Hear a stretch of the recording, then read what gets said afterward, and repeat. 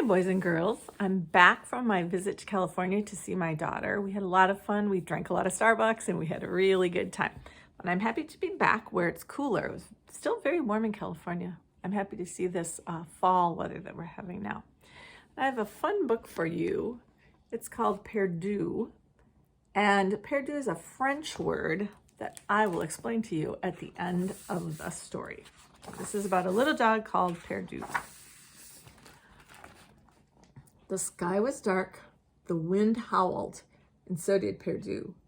Poor Perdu, a little lost dog, all alone, with no place to call home and nothing to call his own but an old red scarf. Rain fell on his night black coat, and the grass was cold beneath his paws. Not only is he's lost in the rain.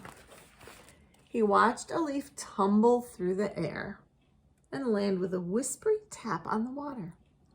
It danced in the current, spinning and turning as it floated away.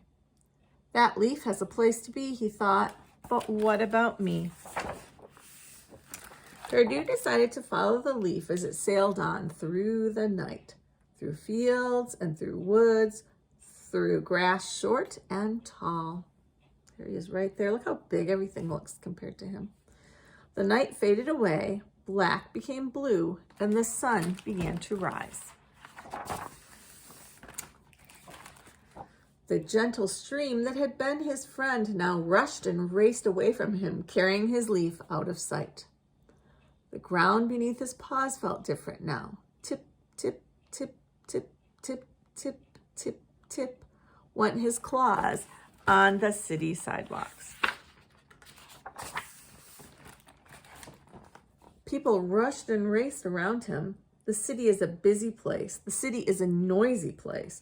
The city is a big place when you are very small. So there's Perdu.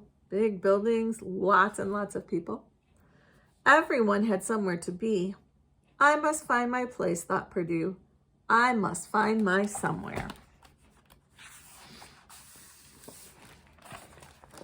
All day he searched.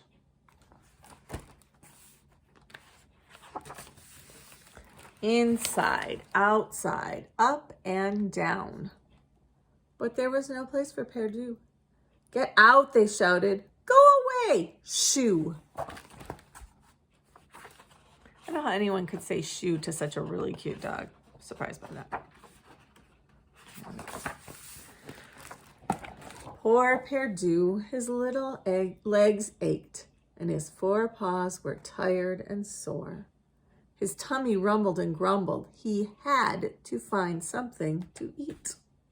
Ooh, there's a coffee cup. I bet there's some food in there. Perdu slipped inside. Happy voices filled the warm air. Tick, clack, clip went knives and forks. The food smelled wonderful.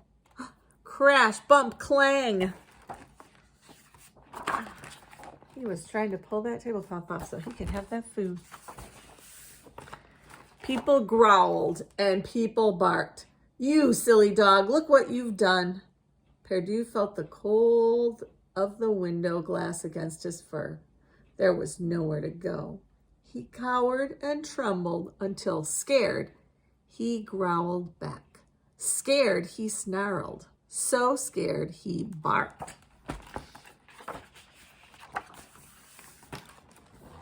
Horrible animal, the people shouted. Run, dash, dodge, duck.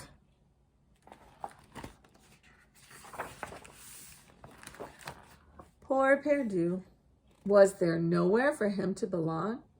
When at last he stopped, he found he was in a park surrounded by tall, shadowy trees.